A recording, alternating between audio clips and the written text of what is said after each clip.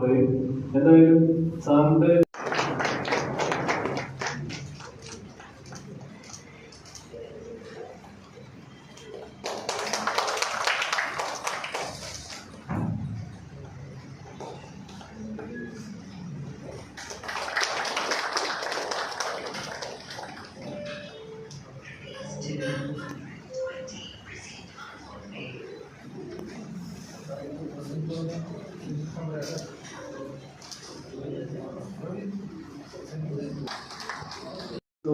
സുഹൃത്തുക്കളെ, സഹപ്രവർത്തകരെ, media association, ആദ്യം എല്ലാവർക്കും എൻ്റെ വിനീതമായ നമസ്കാരം. ഇതൊരു നിയോഗമാണ്. ഞാൻ 2024 ഫെബ്രുവരി 1-ാം തീയതിയാണ് ചാലക്കുടി പോലീസ് സ്റ്റേഷനിലെ SHO ആയിട്ട് ചുമതലയേറ്റത്.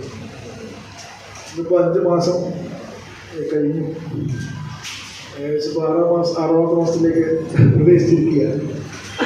ഞാനിവിടെ വന്ന് ഈ ഇലക്ഷനൊക്കെ സ്കൂളിൻ്റെ തിരിച്ച് നാട്ടിലേക്ക് പോകാമെന്നുള്ള ഒരു ആഗ്രഹത്തോടെയാണ് വന്നത്.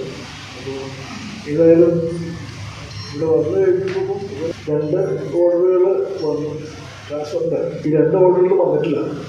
അപ്പോൾ ഇനി ഞാൻ പ്രതീക്ഷിക്കുകയാണ് ഇനി അടുത്ത ഓർഡറുകൾ ഉണ്ടാവും എന്ന്.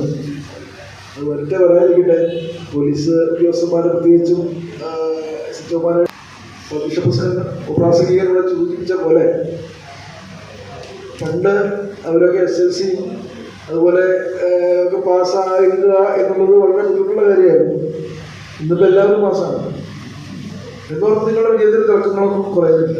അതങ്ങനെ തന്നെയാണ്. കാലം മാറുന്നതനുസരിച്ചിട്ട് നമ്മുടെ കോളമൊക്കെ കുറച്ചൊക്കെ മാറേണ്ട പോലെ. ഇപ്പോൾ എൻ്റെ മാരോട് ഞാൻ ചോദിക്കുകയാണ്, ഞങ്ങൾക്ക് കുറച്ച് പട്ടിണി കിടക്കുന്നതാണോ, ഏതാണ്ട് ഡ്രസ്സുകളൊന്നും ഉണ്ടായിരുന്നില്ല സ്കൂളിൽ പോകാനും.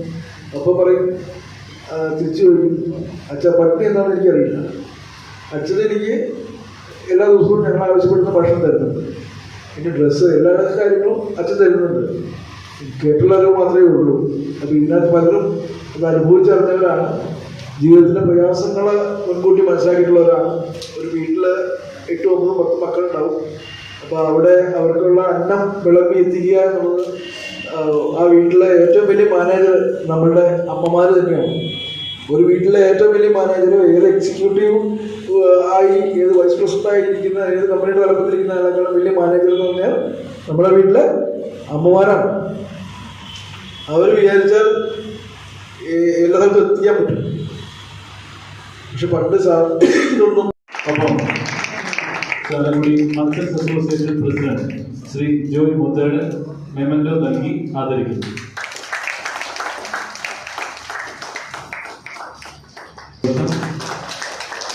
Arjun MD,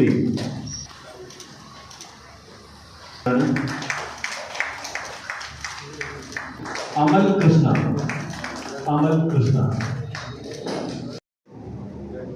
C George,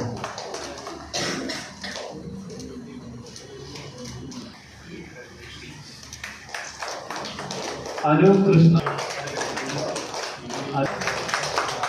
MM, Athul Krishna,